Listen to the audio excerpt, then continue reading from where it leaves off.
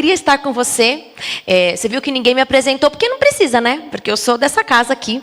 Eu sou a Mariana e estou muito feliz em partilhar a palavra de Deus, em meditarmos um pouco mais sobre essa palavra linda nessa noite de domingo. Só passar, vocês precisam colocar, né, para eu poder passar coisa bem básica. O título do sermão de hoje é Um Homem para o Seu Tempo. E vocês que são pais, muitos há mais tempo do que eu, vão poder falar um pouco melhor sobre esse assunto que a gente vai começar a reflexão de hoje. Gente, eu sei que a gente não deve, mas a gente não projeta as nossas expectativas nos nossos filhos? A gente sabe que, de fato, eles são a nossa continuação de genes, continuação de hábitos, continuação de tradições e de hábitos, mas eles deveriam poder seguir o seu próprio rumo, né? Olha, você coloca suas expectativas sobre os seus filhos, mas, na verdade, a gente sabe tudo isso em teoria, mas, na prática, a gente não faz nada disso, né? Por exemplo, a minha mãe, que está aqui, gostaria que eu tivesse feito faculdade de música. Ela não era uma das apoiadoras que eu fizesse medicina. E se for parar por aí, eu contrariei minha mãe. E a coisa é de tal forma que eu também tinha expectativa até para minha irmã, que nem minha filha é, mas eu considero que fosse. Eu queria que a Adriana tivesse feito... Você lembra o que, Adriana? Que faculdade? Publicidade. Eu não queria que a Adriana tivesse feito pedagogia. Olha que perda para o mundo educacional se ela tivesse me escutado. Eu não queria que ela tivesse casado com o Elton quando ela casou com o Elton. Eu achava que eles eram muito novos para casar. E ela jamais podia casar antes de mim ou da Juliana. Não tinha nada a ver, né? Mas eles contrariaram novamente as expectativas e casaram quando tiveram que casar. E parece que deu certo, né? Estão juntos aí até hoje. E quando a gente está falando de coisas assim, faculdade, são decisões importantes, né? Curso, namoro e etc. Mas e quando a gente, pai e mãe, a gente tem a nítida certeza de que a decisão dos nossos filhos vai dar ruim, e a gente tem que ficar só assim, ó, zíper na boca e joelho no chão. É a única coisa que a gente pode fazer. Então, eu agradeço muito, porque eu estou ainda na fase de falar vai, não vai. Porque isso é maravilhoso. Porque a hora que você não pode mais falar vai, não vai. Oxe, Maria, aí deve ser triste mesmo. Depender só de Deus para mudar o coração, o pensamento de um filho nosso, deve ser duro, né, mãe? Pois é, eu vou contar para vocês a história de uns pais também que tinham expectativas para o seu filho. O filho do senhor João e da Margarida. O senhor João queria que o seu filho fosse advogado, que era uma profissão, ainda é, né? Uma profissão muito preeminente, até hoje é uma profissão de muito renome, né? E o João queria que o filho dele fosse advogado. E fez tudo o que era possível para que João fosse. Olha, eu fico aqui perto, mas eu não enxergo. Vou ter que olhar para cá, pessoal. João, que na verdade é Hans, porque ele não era brasileiro, e a Margarida é Margaret. O Hans era um trabalhador muito, muito pobre. Ele trabalhava nas minas de cobre. E ele fazia muito esforço para juntar dinheiro para mandar o seu filho para a faculdade. Porque se hoje já é caro pagar uma faculdade de direito, você imagina há mais ou menos 500 anos atrás? Quão caro, não era? Então, ele trabalhava duro para juntar as economias para mandar o filho. Ele tinha muito planejamento. Porém, ele esqueceu que Deus escuta as orações que os pais fazem. Escuta, viu, gente? Esse é um segredo muito importante. E olha lá. O Hans fazia a seguinte oração: que o meu filho possa lembrar-se do nome do Senhor e um dia auxiliar no avanço da sua verdade. Ixi, Maria, como é que ele ora isso e pede para o menino ser advogado? Tudo bem, um advogado pode ajudar no avanço da verdade, né? Mas Deus resolveu ouvir essa oração aí, antes do desejo do pai. E qual não foi a decepção do Hans quando o filho dele escolheu um caminho diferente para seguir. Ele não quis ser advogado. Quando isso aconteceu, ele ficou 2 anos sem falar com o filho dele. E aí, já sabem de quem que eu estou falando? Eu acho que sabe mesmo. De quem que eu estou falando? Alguém mais quer arriscar? Aqui acertaram. Aqui, ó. É dele que eu estou falando. Ainda bem que ele não virou advogado, né? Mas, na verdade, ele advogou e muito.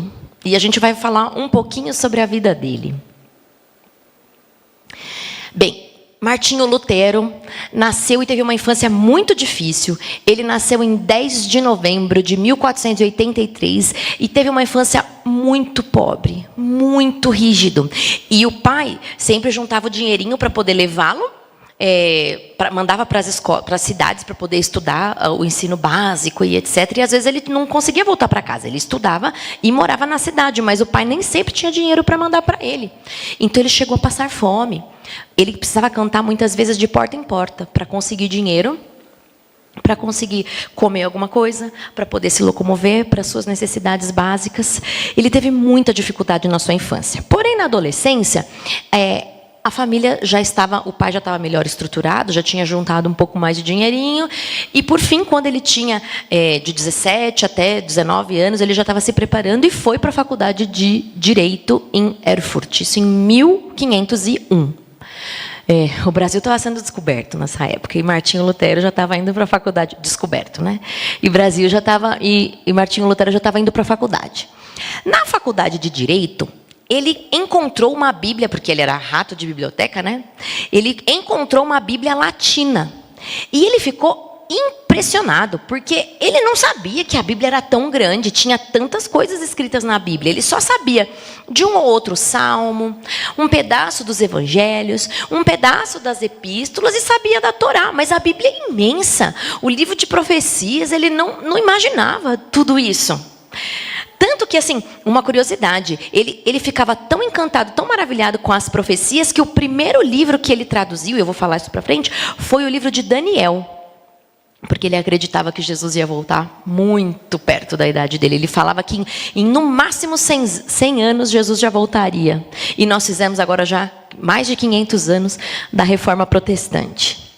Então, ele ficou, na verdade, com um misto de reverência e admiração por descobrir que a Bíblia era tão grande. Ele falava assim: gente, eu queria ter uma dessa para mim. Eu queria que todas as pessoas tivessem a oportunidade de ver isso. E ele tinha um pesadelo recorrente. Ele era muito devoto e fiel a Deus, mas ao mesmo tempo, ele tinha medo, porque ele pensava que Deus era bravo. Deus era um tirano. Ele pensava que Deus não o perdoaria, que ele não podia agir mal, não podia ter um pensamento ruim. Então ele vivia atormentado em tentar agradar a Deus.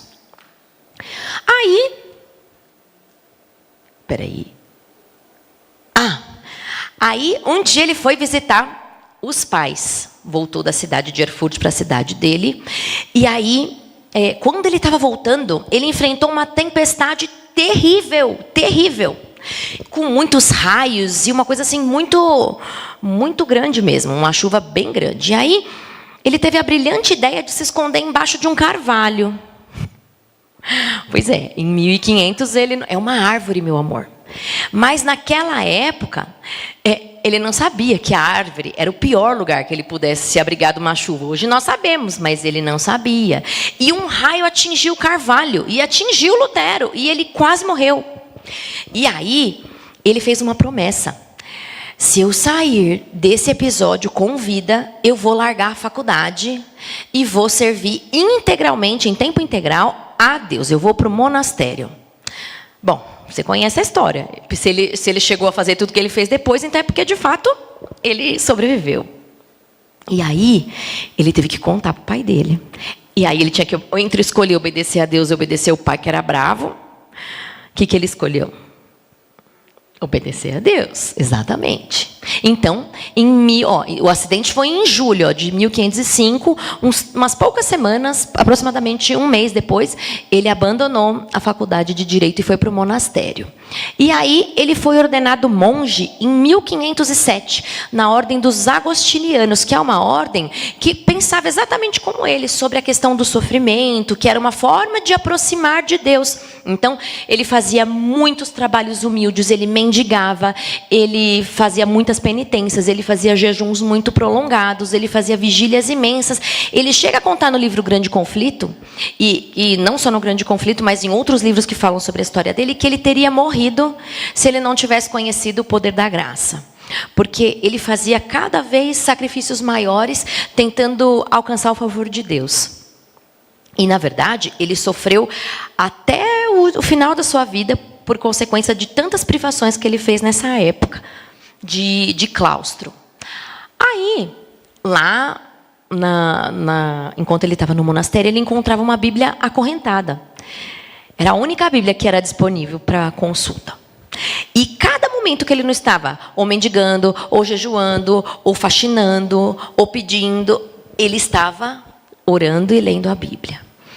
E ainda não entendia muito bem as coisas de Deus, né? Ele ainda vivia fazendo muitos desses sacrifícios, até que ele conheceu o Staupitz, que foi um amigo, que ele fala que foi muito especial, porque foi o amigo que apresentou Jesus para ele, de uma forma amorosa que ele nunca tinha visto.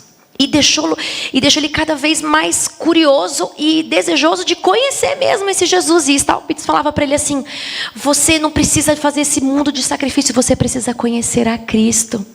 Ele te ama independente do que você faz. Então foi a primeira pessoa que pregou para ele sobre a justificação pela fé. Você não precisa de jejuns prolongados, você não precisa de nada disso, você precisa ir até Jesus. Vai até Jesus que você vai viver, que é o que ele ensinava para Lutero. Depois, ele foi convidado a sair. Ele era um expositor da palavra de Deus tão veemente lá no monastério. Ele se destacou tanto que ele foi convidado para ser sacerdote e pastor em Wittenberg. Pastor não, né? Padre e sacerdote e professor na igreja de Wittenberg. E ele aceitou o convite. E aí, fazendo todas as atividades dele de professor em Wittenberg, ele precisou, e a providência divina fez com que ele fosse conhecer Roma pela primeira vez. Então, em 1507, ele foi para Wittenberg, para a faculdade, e em 1508 ele foi para Roma. E ele foi a pé, não quis cavalo, não quis jumentinho, não quis nada. Ele foi andando, porque ele já era uma viagem de peregrinação. Ele parava e dependia do favor das pessoas de chegar da Alemanha até Roma. E quando ele chegou lá, ele ficou embasbacado com a diferença de vida que existia entre a vida que ele levava e que ele acreditava que fosse a vida que aproxima de Deus e a vida que ele via dos sacerdotes, né? Que ele via em Roma. Muito desperdício, muito luxo, muita ostentação, uma vida que tinha às vezes mentiras, coisas escondidas. E ele falou assim: puxa vida, mas como é que pode? Os líderes religiosos vivem dessa maneira tão diferente. Como que eles conquistam o favor de Deus? E isso deixou ele bem perplexo. Até que um dia, o Papa promulgou que as pessoas que cumprissem a indulgência de subir a escada de Pilatos conseguiria um perdão para uma classe de pecados muito grande. Então ele falou: eu preciso dessa indulgência. E tinha que subir a escada de Pilatos de joelhos. E detalhe, a escada de Pilatos, vocês podem visitar se estiverem lá em Roma, tá? Até hoje. Mas a escada de Pilatos é o seguinte: ela chama a escada de Pilatos porque acredita-se que foi a escada que Jesus subiu e desceu quando ele esteve diante de Pôncio Pilatos. Só que isso não aconteceu em Roma, né, gente? Isso aconteceu em Jerusalém. Mas eles acreditam que a escadaria foi transportada miraculosamente para a cidade de Roma e ele estava subindo a escadaria de joelhos para cumprir a penitência quando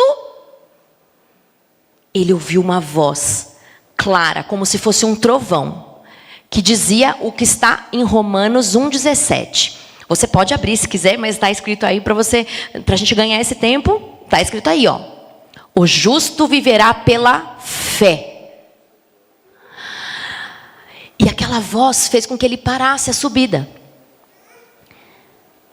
E aí, de repente, uma ruga que eu tenho nessa região aqui, malar, que eu a vi o ano passado. E agora não consigo desver a tal da ruga. Toda vez que eu olho no espelho, eu vou escovar o dente, eu vou pentear o cabelo. E olha quantas vezes por dia você vai até um espelho. Eu olho esse negócio e ele me incomoda. Só para dizer para vocês que com certeza vocês já tiveram essa sensação do ver e não conseguir desver algo. E isso aconteceu com Lutero. Quando ele estava ajoelhado e falou, e ele ouviu, o justo viverá pela fé, ele se sentiu estranho.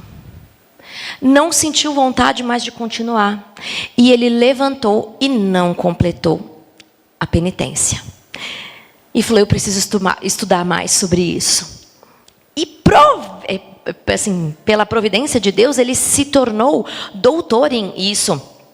Já era 1512, foi quando ele teve mais tempo livre, porque aí para poder escrever toda a tese, vocês sabem que demanda muito trabalho, né? Já desde 1500, doutorado dá muito trabalho. E aí ele tinha mais tempo livre, ele se livrou de parte das aulas, de todas, e ele ia estudar, e ele vivia estudando a Bíblia, veementemente, dia e noite, ele meditava na Bíblia. E aí ele foi estudar melhor esse assunto que ele já não conseguia mais desver. E com essa questão das penitências, as penitências foram ganhando força, até que Tetzel foi a autoridade eclesiástica que foi nomeada para levar a venda das indulgências para a Alemanha, porque Roma tinha a ideia de construir a Basílica de São Pedro e precisava de levantar recursos para isso. Olha que império impressionante, né? Essa foto da Basílica de São Pedro. E então os enviados foram para todos os países da Europa buscar levantamento de fundos através das indulgências. E Tetzel foi justamente o que chegou na Alemanha.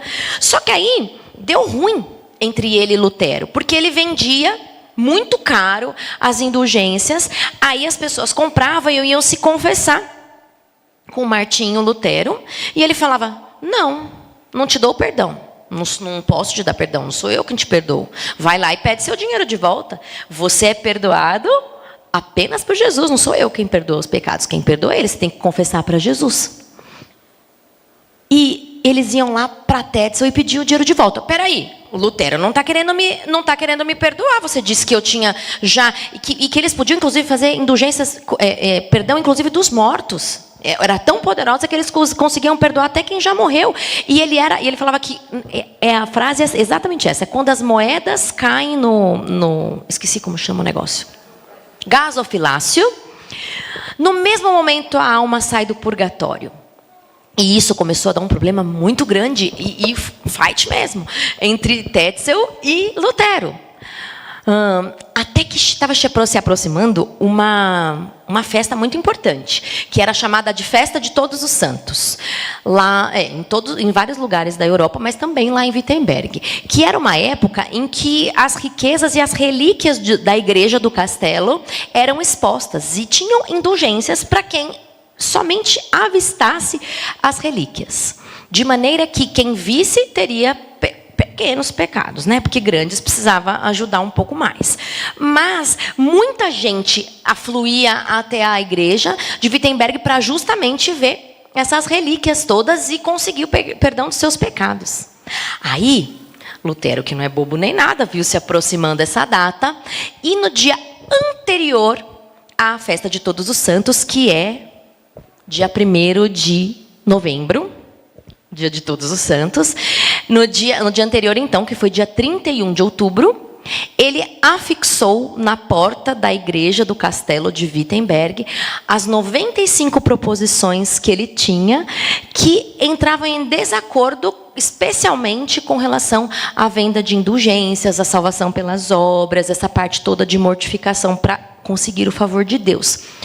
Na verdade, os historiadores, alguns questionam se de fato houve esse negócio pregado na porta mesmo, mas ele promulgou tudo isso e esperava, na verdade, que alguém conversasse com ele. Ele foi um convite para um debate, que alguém que acreditasse nas questões todas da justificação pelas obras, que pudesse conversar com ele, explicar os seus pontos, ele explicaria os dele, e de fato eles debateriam. Agora, só um parênteses. Vocês já perceberam que toda vez que existe uma data cristã importante, existe uma outra data, um outro acontecimento que tenta roubar a cena. Por exemplo, vivemos agora a Páscoa. Se você perguntar para 100 crianças o que é a Páscoa, quantas vão... Nossas crianças são uma amostra viciada, né? Então, não vou perguntar para os meus... Eu espero que eles saibam dizer, mas enfim. Se perguntar para 100 crianças, quantas vão lembrar de quem morreu na cruz? E quantas vão lembrar do coelho? O Natal é o nascimento do nosso Salvador como um bebê. Quantos vão lembrar do bebezinho de Belém? E quantos vão lembrar do Papai Noel? E 31 de outubro é uma data importante. Mas alguém fala do acontecimento mais importante do dia 31 de outubro, que é o marco inicial da Reforma Protestante? Não, a gente lembra só? Pois é. Então, nós precisamos ser arautos das boas notícias, que a gente fale mais. Qual é o verdadeiro significado da Páscoa, o verdadeiro significado do Natal, o verdadeiro significado da Reforma Protestante, e que isso marca uma nova era, em que as pessoas voltaram a estudar, voltaram a saber sobre isso aqui. Ou quer dizer, a poder saber, mas nem sempre saber, o que é bem triste. Bem, isso levou, de fato, a um grande despertamento. Tem estimativas que em menos de um ano já tinha mais de 10 mil, alguns estudos falam que até 50 mil pessoas já haviam começado a questionar todas essas questões do alcance do favor divino por causa justamente daquilo que aconteceu com Lutero. E eu só quero fazer um parêntese dizendo que ele não foi o primeiro, vocês sabem disso. Outros, como os valdenses, como John Wycliffe, John Hus, Jerônimo, eles falavam já dessa questão importante da graça, da fé. E Lutero foi uma outra voz que se somou a delas. É talvez a mais famosa, mas não foi a única. Porque essa voz durou mais tempo, porque essas outras foram caladas. E queriam fazer a mesma coisa com Lutero, mas pela providência de Deus acabou que a vida dele foi preservada. Até os 62 anos, que ele morreu de causa natural. Mas aí ele começou a ser perseguido. E começou um burburinho que ele ia ter que ser julgado em Roma, ou não, ele ia ser julgado na Alemanha. E começou esse burburinho todo e ele começou a ficar muito aflito. Mas Deus providenciou para ele um amigo. E eu gosto de falar dessas pessoas, tanto de Staupitz, eu gosto de falar das pessoas que normalmente ninguém fala, do Melanchthon, porque cada vez que você enfrenta uma situação difícil na sua vida, Deus manda um Melanchthon para você. Ele manda alguém que tem uma voz de alívio, uma voz de conforto. É uma das formas que Deus tem para falar com a gente, é através da palavra, das pessoas que confortam o nosso coração. E quando Lutero estava muito aflito, pensando... Porque ele era um católico muito devoto. E quando ele estava pensando que poderia ser excomungado, que poderia acontecer com ele, com a família e etc. E com as coisas ruins que ele falava para as pessoas, e as pessoas, ele percebia que muitas pessoas já sabiam e não mudavam, ele ficou muito aflito. Mas Paulo teve também o seu refrigério. Pode ver que todos aqueles que enfrentam grandes batalhas, Deus manda um conforto. E Melanchthon foi o conforto dessa idade mais madura de Lutero. Ele foi uma grande força para a reforma, ele foi amigo, apoiador e assistente, e ele ajudou a levar também a reforma protestante quando a voz de Lutero se calou, porque eles morriam cedo, né? Bem, eu falei para vocês que estava tendo um burburinho gigante na história, na vida então de Lutero, se ele ia para Roma, se ele ia ser julgado na Alemanha, e ele pedia salvo-conduto e não queriam dar salvo-conduto e planejavam matá-lo no caminho. Ele foi então para ser julgado em Worms e ele não conseguiu. Ninguém conseguiu fazer nada contra ele, não conseguiram provar que o que ele falava era mentira, e planejavam assassiná-lo no caminho, ou levá-lo para Roma para que ele pudesse ter o mesmo destino que nem Jerônimo, John Hus e etc. Mas não conseguiram. Aí o príncipe da Saxônia, que foi Frederico, ele acreditou naquilo que Lutero falava, e também ele entendeu que era uma oportunidade para que as pessoas saíssem do domínio mental da igreja, que dominava tudo, né? Dominava, mandava até nos reis. E ele, o príncipe, ele entendia que ele poderia ter mais poder se a reforma protestante prosperasse. Então, ele acreditou, ou não sei se de fato acreditou, mas ele apoiou Lutero e ele escondeu Lutero. Ele ficou por muito tempo nesse quartinho aí, ó, no castelo de Wartburg. E neste período que ele ficou enclausurado nesse quartinho aí, ele encontrou uma boa oportunidade para fazer o quê? Exatamente, aquilo que o coração dele já falou quando ele encontrou a Bíblia latina. Todo mundo precisa ler essa Bíblia. Não é só quem sabe falar latim. Todo mundo precisa pegar isso aqui e saber e poder destrinchar. E ele começou a tradução da Bíblia. E eu falei para vocês que uma curiosidade é que ele iniciou pelo livro de Daniel, porque ele achava que era a mensagem mais urgente que tinha para as pessoas conhecerem. Está acabando já a parte de Lutero. Por fim, ele foi excomungado em janeiro de 1521 e ele queimou a bula papal que dizia que ele ia ser excomungado. Ele falou: vocês queimaram meus livros, eu queimo de vocês. E, por fim, nessa época também foi inventada a imprensa. E com isso, todos os escritos e as traduções se espalharam rapidamente e praticamente foi assim, uma coisa muito rápida, e quem queria, mesmo os pobres, depois puderam ter acesso. Quem queria ter acesso a ler a palavra de Deus pôde. Às vezes a gente tem a Bíblia nas nossas mãos e não dá muito valor, porque ela é fácil. É o livro mais vendido do mundo. A gente não dá valor para aquilo que é fácil, né? A gente só dá valor porque é difícil. Lutero dava muito valor, porque uma era de uma língua que ele não entendia muito bem, outra era acorrentada, outra tinha que traduzir e tinha que copiar na mão porque não tinha imprensa. Hoje, com, sei lá, quanto custa uma Bíblia? R$30 você consegue comprar uma Bíblia, e a gente não dá valor. Mas vai ter um dia que isso aqui não vai estar fácil. Que a gente possa lembrar que tudo isso que está aqui, tem que estar aqui. E tem que estar aqui. Porque no dia que esse papel for destruído, não vai ser destruído aqui. E não vai ser destruído aqui. Por fim, só algumas curiosidades da vida de Lutero finais. Quando ele foi excomungado, ele se casou com Catarina von Bora, teve 6 filhos, e ele morreu em 18 de fevereiro de 1546, aos 62 anos de idade, de causa desconhecida, mas ele desenvolveu algumas doenças por causa de todas aquelas mortificações dele lá. Ó. Ele desenvolveu doença de Meniere, ele desenvolveu enterocolite, cólica renal. Ele sofria muito com dores, muito por causa de tanto tempo de privação, de jejuns e etc. E acidentes, ele se mutilava, ele se martirizava e batia a cabeça. E ele ficou com uma questão no ouvido interno, que é a doença de Meniere. E ele fala que que eu falei para vocês, que ele teria morrido, que ele teria levado até as últimas consequências toda essa mortificação. E só para lembrar vocês, depois essas 95 teses foram estudadas, e mais juntou com muitas outras vozes sobre a reforma protestante. Eu quero lembrar a vocês quais são os principais... as principais solas, né? Quais são os principais gritos? Quais são os principais aspectos da reforma protestante? São 5 solas. Sola fide, somente a fé é que pode levar-nos até o perdão de Deus. Sola escritura, somente a Escritura é que contém a palavra da vida, e não palavras de homens. É somente o que está escrito aqui. Solus Christus, somente Cristo é o conduto que nos leva à salvação, e não mortificação, e não jejum, e não obra, e nem bondade, e nem doação. Somente Cristo. Tudo isso tem o seu papel, tem a sua importância, é válido, mas não é por isso que a gente alcança a salvação. Sola gratia, somente pela graça, não tem preço. Que, aliás, teve um preço muito alto, mas você não pode pagar por ele. A você é oferecido somente pela graça.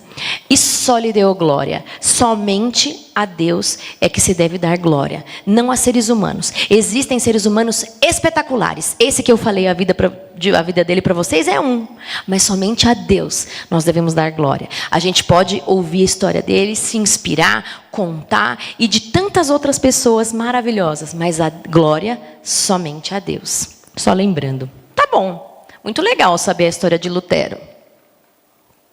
Só um detalhe aqui. Eu tenho uma frase de Lutero que, na verdade, eu já gostava antes de saber que era dele. Mas, eu estudando agora, eu descobri que o autor da frase é ele. Vocês já sabiam disso? Nenhuma folha tomba ao solo sem a vontade do nosso Pai. A gente falava lá em casa, nenhuma folha cai da árvore sem que Deus não queira. Vocês sabiam que era Lutero que tinha dito isso? E ele disse no contexto justamente de ir a julgamento ou não. E ele falava assim, a minha vida está nas mãos de Deus. Se uma folha não tomba sem que seja da vontade do Pai, eu vou tombar se for da vontade dele. Se não, eu posso ir e vir que ele não vai me deixar tombar. Que fé, que segurança maravilhosa, né? A gente não tem muito que aprender com esse homem. Mas enfim, o que fez... Assim, antes de falar o que fez, vamos ver o que a irmã White fala sobre ele, no livro Grande Conflito. Esse capítulo é lindo, viu? Vocês precisam ler. Lutero foi um homem para o seu tempo. Por meio dele, Deus efetuou uma grande obra para a reforma da igreja e para o esclarecimento do mundo. É verdade. Depois dele e de outros, a igreja não foi mais a mesma. A igreja e o mundo viveu diferente depois que Deus falou para ele e tantos outros que se juntaram à voz dele e que se juntaram a outras mensagens e que fez aquilo que a gente acredita, que a gente vai falar em um minutinho. O que tornou Martinho Lutero essa pessoa admirável? Uma força moral que ele sozinho, ele lutou contra um império que, olha, que nem reis conseguiram lutar. O que fez com que ele tivesse tanta força? Duas coisas, né? Uma escolha, a escolha pessoal de Lutero. Lutero decidiu firmemente submeter-se à vontade de Deus, independente da vontade própria. A vontade própria vinha em segundo lugar. Prova disso é que uma das frases dele é assim, ele fala que Deus, ele fala, o Senhor me impele, o Senhor me empurra. Eu não quero ir, mas Ele me empurra. Você já parou para pensar? Se Deus te empurrar, você vai? Ou você faz a vontade de Deus desde que coincida com a sua? Agora, quando a vontade de Deus é contrária à sua vontade, você faz também? Muito sério isso, né? É uma entrega muito grande colocar o favor de Deus e a vontade de Deus acima do próprio. Mas tem um outro ponto que é o que eu quero mencionar aqui, Ele tinha um subsídio familiar sólido. Também é do Grande Conflito. Olha o que fala sobre os pais de Lutero. Os pais de Lutero dispensavam grande cuidado à educação e ensino dos filhos. Esforçavam-se por instruí-los no conhecimento de Deus e prática das virtudes cristãs. Ouvida por seu filho, muitas vezes acendia o céu a oração do pai. Quer dizer, Lutero ouvia o pai orando, a fim de que o filho pudesse lembrar-se do nome do Senhor e um dia auxiliar no avançamento da sua verdade. Pausa. Você ora assim pelo seu filho? Porque o pai, Hans, orou por Lutero. E olha o que Lutero virou. Era para ser advogado, mas ele orou pedindo que ele ajudasse no avançamento da sua obra. Que orações você tem feito a respeito do seu filho e da sua filha no que diz respeito à vida espiritual? Você pede que o seu filho seja corajoso, corajosa e ocupe as fileiras na batalha entre o bem e o mal? Que ele tenha coragem de ser fiel, que nem a bússola, como diz a irmã White, que a nossa sociedade precisa de homens assim? E o finalzinho. Todas as vantagens para a cultura moral ou intelectual que sua vida de trabalhos lhe permitia gozar, aproveitavam-nos avidamente aqueles pais. Tá bom, então ele falava só de igreja dia e noite? Ele virou um beato? Não, ele falava para os filhos de todas as vantagens de cultura moral, de cultura intelectual, mas isso não sobrepujava a obra mais importante. Só que às vezes a gente vê isso tudo invertido. A gente coloca para os nossos filhos tudo de cultural, tudo de intelectual, ocupando quase, e para nós também, né? Quase toda a totalidade do nosso tempo. E para sentar para ler a liçãozinha com eles e fazer a meditaçãozinha, a gente não tem tempo. E a gente vai ler um texto duro que fala sobre isso. Doeu aí, né? Mas doeu aqui também, viu? Tem uns bebezinhos aí para nascer, nós vamos pensar isso desde já, não é? E nós? Como é que a gente prepara a gente mesmo e a nossa família para poder ter essa força moral de defender o que é a verdade, mesmo que todas as pessoas do planeta falem diferente, ou quase todas as pessoas do planeta falam diferente. Me lembra muito de Elias, né? Quando ele estava lá diante dos profetas de Baal, ele fala, só eu fiquei. Na verdade, não só ele ficou, mas ele não conhecia mais ninguém, e não encontrava mais ninguém. E se não fosse o Staupitz e o Melanchthon, Lutero teria encontrado pouquíssimas pessoas que o endossassem nesse processo. Vamos aprender então com Lutero e aprender um pouco mais sobre como a gente pode ter essa força moral? A gente precisa ser corajoso, gente. Nós somos soldados. Nós estamos numa guerra. E eu sou medrosa, naturalmente. Eu fujo das situações de enfrentamento. Eu fujo de briga. Mas eu preciso desenvolver essa força moral para defender o meu Deus. Porque eu sou soldada dele. E a gente se prepara como para isso? Vamos aprender um pouquinho nesses minutos finais? A gente já está encerrando, tá? E calma que eu não vou ler tudo, só vou ler o destaque. Fiquem calmos.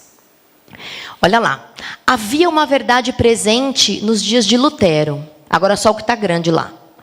Há uma verdade presente para a igreja hoje. Deixa eu ver se vocês estão dormindo ou acordados. Qual é a verdade presente? A de Lutero era as 5 solas. Era somente pela fé, somente pela graça e não pelas obras e não pela mortificação. E a sua e a minha. E você que está em casa, qual é a sua verdade presente que você tem que defender? Quem está estudando a lição aí? Não é possível. Ah, bom. As 3 mensagens angélicas para você que não escutou a resposta aqui. Você pode estudar a lição da Escola Sabatina. Apocalipse 14 traz lá a mensagem que é para você pregar. E está para você, assim como a mensagem da justificação pela fé estava para Lutero. Eu quero saber só se você vai ter essa coragem de levar essa mensagem assim como ele teve. E aí o outro grifo aqui que eu pus, ó.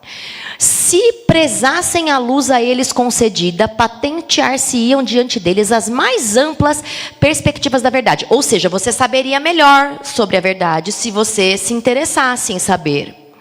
Esta, porém, não é hoje desejada pela maioria, mais do que foi pelos romanistas que se opunham a Lutero.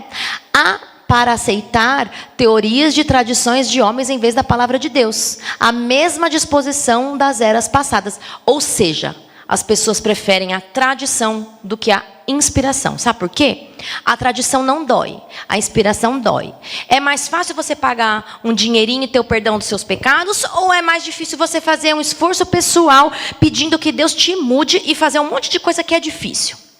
Não é mais fácil pagar um dinheirinho e ter tudo resolvido? E na nossa verdade presente, temer a Deus, fugir da Babilônia, não receber o sinal da besta na fronte e na mão. Não é mais fácil? Indo contra a maré? Aliás, a favor da maré? Não é difícil remar contra a maré? A gente prefere a tradição à inspiração, mas não é verdade. Eu também gosto de tradição. A gente está até programando o aniversário de 90 anos da minha avó, que agora no mês que vem eu quero inventar uma tradição aí de plantar uma árvore no dia do aniversário dela e sempre lembrar da árvore, da amendoeira que nós vamos plantar, ou tamareira que nós vamos plantar no aniversário da minha avó. Eu gosto de coisas de tradição, mas a tradição nunca suplanta a inspiração. Seguindo, eu quero saber quem que torce pelo filho. Levanta a mão aí. Quem que torce pelo filho?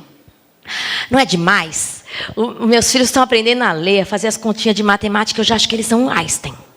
Ah, minha nossa, que coisa mais linda. Aprender a ler agora. Eu já acho, olha que coisa mais linda. O Henrico fez a liçãozinha hoje de passado, presente e futuro. E quando ele acerta, o meu coração derrete.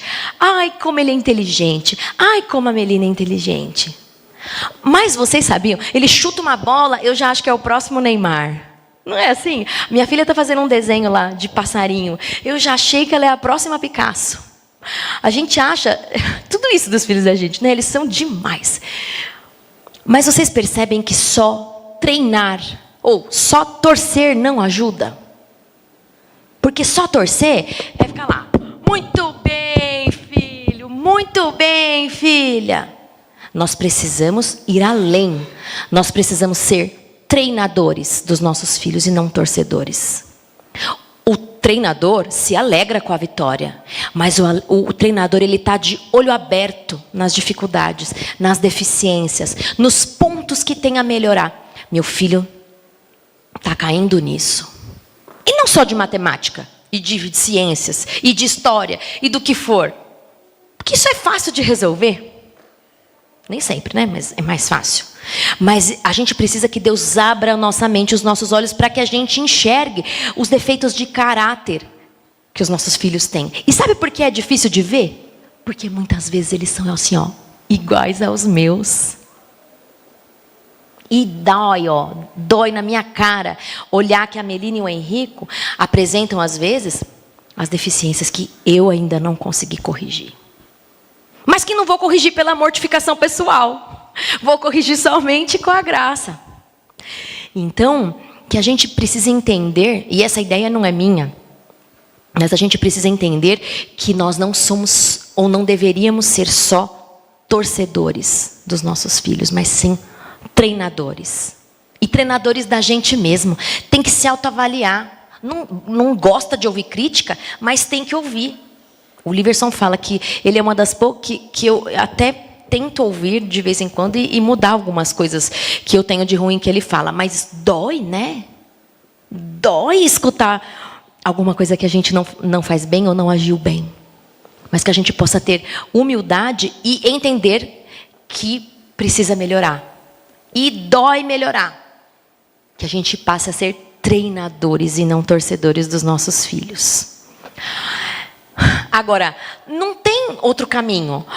Eu ia pedir para abrir Provérbios, mas como a gente já está caminhando para o fim, eu vou ler também. Provérbios 22, 6. Ensina a criança o caminho. O que quer dizer no caminho? Quer dizer que você tem que ir nesse caminho também. Filho, você pega ali a direita, vira a terceira esquerda e depois segue mais 200 metros e vai que vai dar certo. Quer fazer um teste aqui? Mostrem para mim o dedo indicador. Mostrem para mim o dedo indicador. Quase todo mundo fez joia para mim. Você entendeu? A gente escuta o que a pessoa fala, mas a gente faz o que ela faz. Eu falei, mostrem para mim o dedo indicador. E mostrei o polegar. Você não fez o que eu falei. Você fez o que eu fiz. O exemplo arrasta. Se você quer ver o seu filho no bom caminho, você tem que ir por ele. Com o dedo indicador. Você, Mariana, tem que andar nesse caminho. Senão ele não vai. Ele pode ouvir o que você fala. Mas entra por aqui e sai por aqui. Ele vai fazer o que você faz. Você quer que seu filho leia? Eu preciso. Teve feira literária na escola. Eu quero que os meus filhos sejam bons leitores. Sabe o que eu tenho que fazer? Ler. Ler na frente deles. Claro, eu tenho que lembrar. Vai lá, é o seu horário de ler. Mas eu tenho que pedir para que ele leia. Eu tenho que ler. Ele tem que me ver lendo. Ficou difícil, né, gente? Porque agora a gente tem que ser o exemplo. Você sabe, não dá para ver aí, mas esse foi o único teste de gravidez que eu fiz na minha vida. E deu positivo. Tem a data aí do ultrassom, que não dá para enxergar, mas é de fevereiro de 2015. E tem uma foto aí do meu barrigão, que ainda nem estava tão barrigão, porque quando estava bem barrigão eu não queria nem ver foto na minha frente. Mas, enfim, eu tirei foto já um pouco antes. Vocês que são... Aqui é a minha casa, né? Então vocês sabem do desejo que eu sempre tive de ser mãe. E eu falo, toda vez que eu venho aqui, eu falo disso, né? Vocês já devem ter cansado de escutar. Mas você sabe que no dia desse teste aqui, eu tenho uma foto chorando. Eu segurando o testezinho assim, chorando. Eu pedi para o Liverson me mostrar, para a gente pôr essa foto, mas a gente não encontrou. Então eu fotografei só o teste. Mas eu chorei muito. E não foi de alegria. Ou foi, mas foi misturada com medo. É, amor. Mas eu tinha muito medo. Porque eu...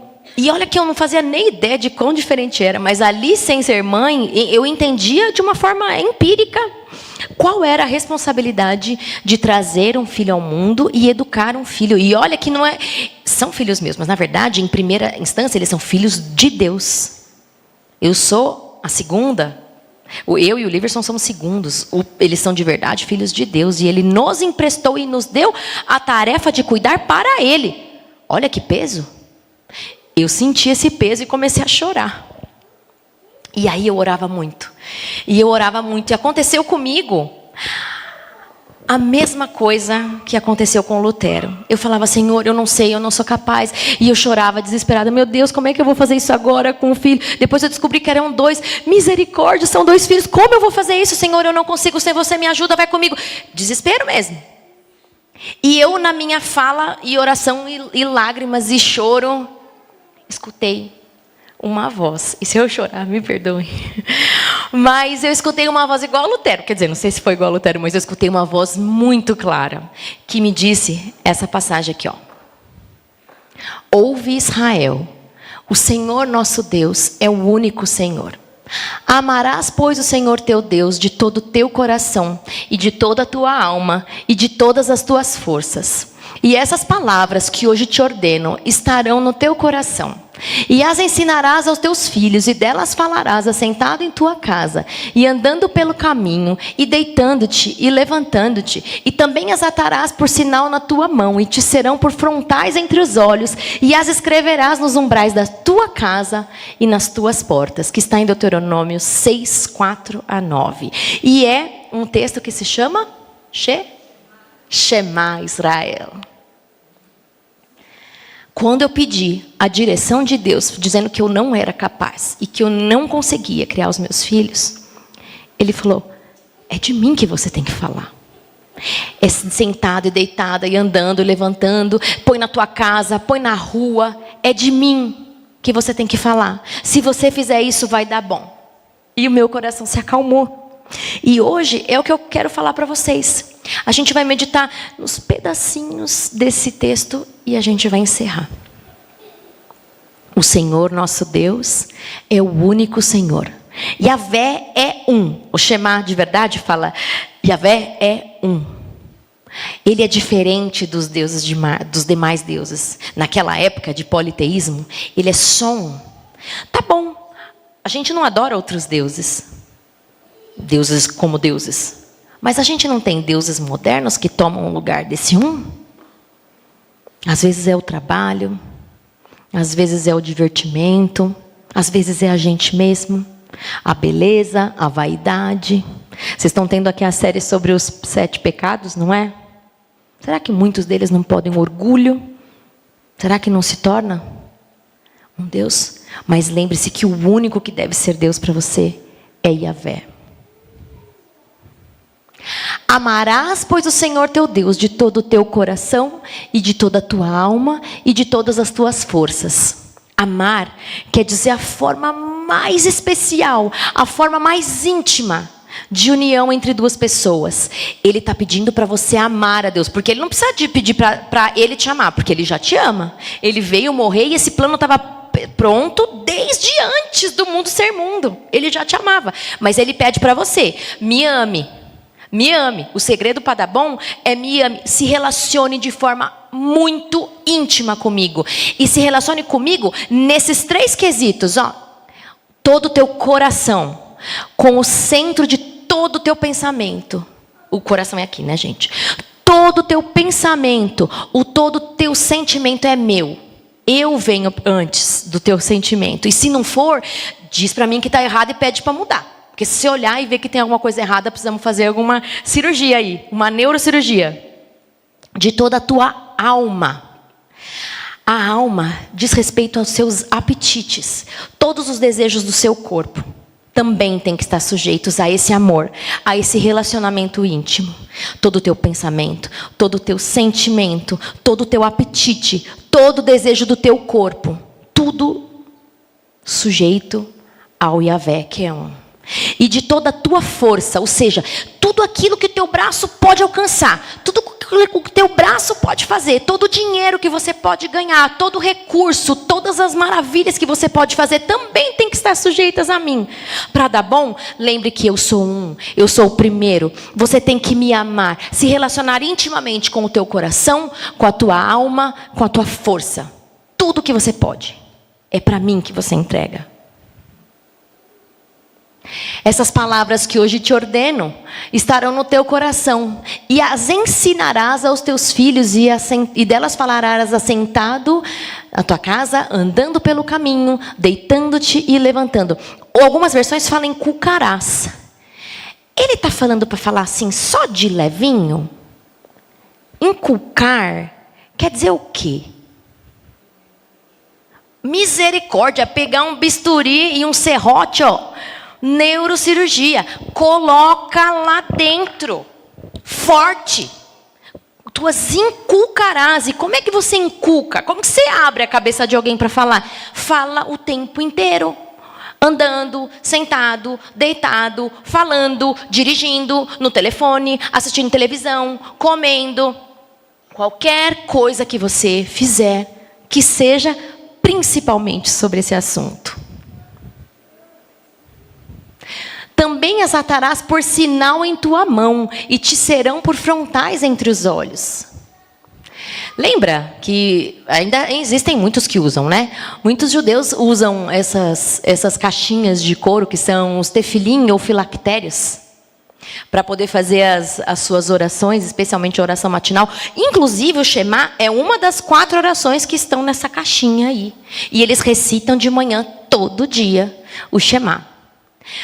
Agora sim, eu sei que a gente não anda segurando a caixinha de couro no braço, na cabeça, na testa e etc. Mas a gente adora os filactérios modernos. A gente adora, né? A gente usa cruz para todo lado. A gente tatua, a gente usa na correntinha, a gente usa na camiseta, a gente usa na casa. E abre, deixa a Bíblia lá aberta, pegando poeira, né? Porque ela nunca sai daquela página. Isso aqui é um tefilim. Adianta eu ter uma tatuagem no meu peito, mas está só por fora e não está por dentro? O tefilim tinha que estar inculcado aqui dentro, não aqui fora. Chega de viver de aparência de cristão. A gente tem que viver essência, de verdade. E eu estou falando isso primeiro para mim. É dura, mas eu sou a primeira que precisa ouvir isso. E por fim, e as escreverás nos umbrais da tua casa e nas tuas portas. Escreva, fale sobre Deus, deixa à vista, mas não como um amuleto que dá sorte, não como aquela palavra da Bíblia empoeirada, deixando lá no Salmo de 91, como se isso fosse proteger a tua casa. O que protege é todo dia você colocar o joelho no chão e colocar a si mesmo e a sua família debaixo da graça de Deus. E significa que não vai acontecer nada de ruim? Não, mas significa que nenhuma folha da árvore cai sem que Deus não queira. Nem da árvore e nem da nossa família.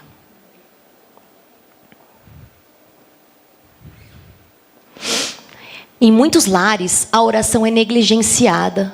Os pais entendem que não possuem tempo para o culto de manhã e da noite. E aí o outro grifo. Olha que duro isso.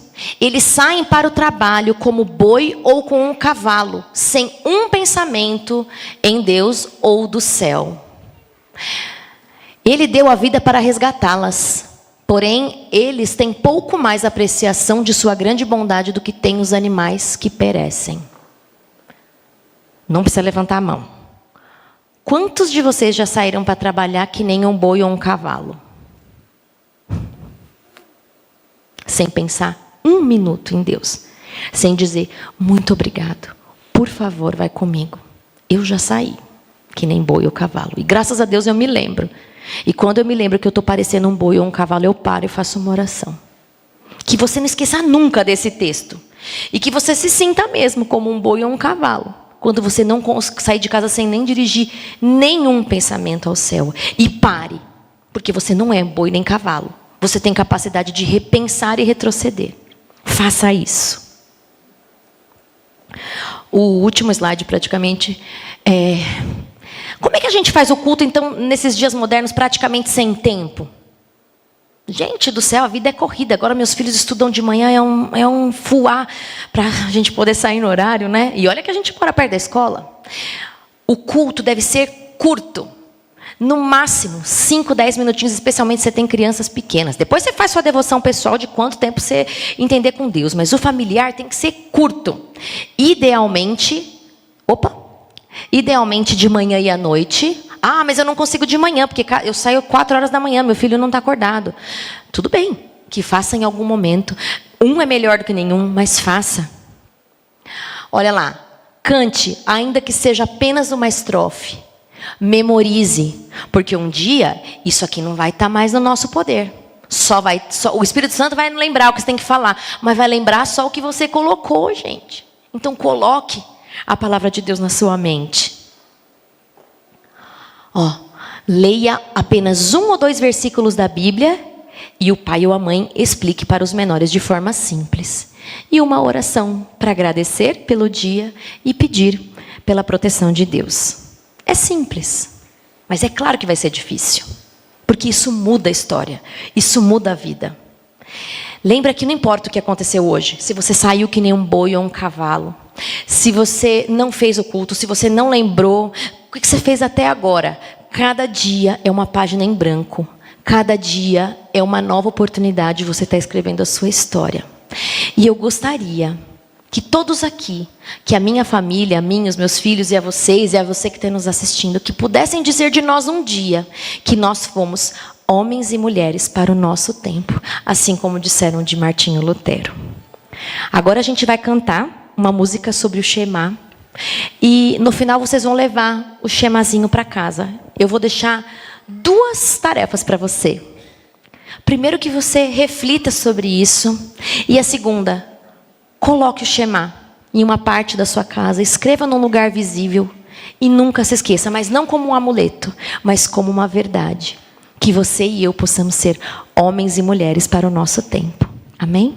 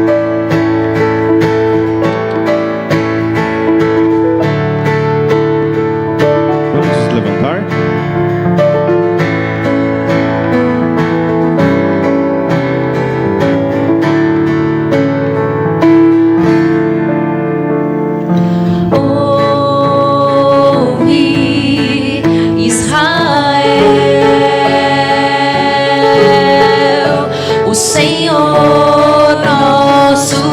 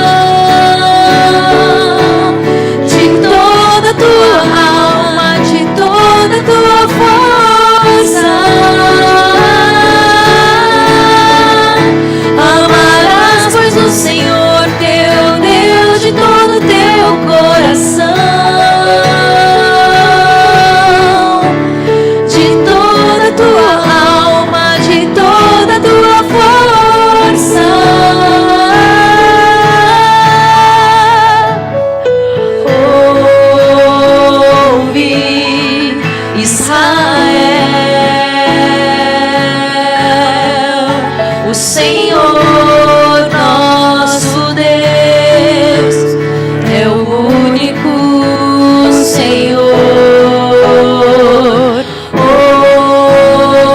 Ouve, Israel, o Senhor nosso Deus é o único Senhor, é o único, é o único, é o único Senhor. Amarás, pois, o Senhor teu Deus de todo o teu coração, de toda a tua alma, de toda a tua força. Amarás, pois, o Senhor teu Deus de todo o teu coração, de toda a tua alma, de toda a tua força.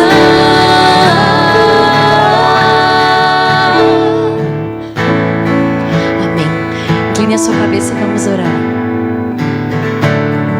Querido Deus, muito obrigada pela oportunidade que nós temos de conhecer que o Senhor é o único Senhor. Porque o Senhor, mesmo antes de fazer esse mundo, o Senhor já tinha providenciado um meio de resgate. E tantas pessoas hoje morrem sem saber que Jesus existe, que Jesus viveu e morreu, morrem sem esperança. É claro que o Senhor vai fazer o julgamento justo de cada uma delas, mas o Senhor nos escolheu. Nós nos sentimos privilegiados porque nós conhecemos essa mensagem. O Senhor escolheu as nossas famílias, o Senhor escolheu os nossos filhos. Nós dizemos aqui, como comunidade, que nós entendemos o teu chamado. Nós aceitamos o teu chamado de preparar a nós mesmos, os nossos filhos, a nossa igreja, o nosso povo, para que a gente possa contribuir, Senhor, com o avançamento da tua obra. Nos prepara, mostre o que precisa ser mudado, Senhor. A gente sabe que não é fácil, mas a gente quer passar por isso, porque sabe que o prêmio vale a pena. O prêmio de poder olhar nos teus olhos e dizer muito obrigada. Hoje a gente fecha os olhos e imagina o Senhor, mas um dia nós vamos vê-lo como o Senhor é. Eu anseio muito ver esse dia. Eu anseio muito ver a tua face, Senhor. E represento com certeza toda essa comunidade que nos assiste presencial ou virtualmente. Nos dá essa graça, Senhor. Nos ajude a trabalhar para Ti e nos ajude a ver o Teu rosto. E enquanto a gente não vê, nos ajude por essa semana. Dirija os nossos passos, dirija o nosso caminho e as nossas decisões. Nós oramos em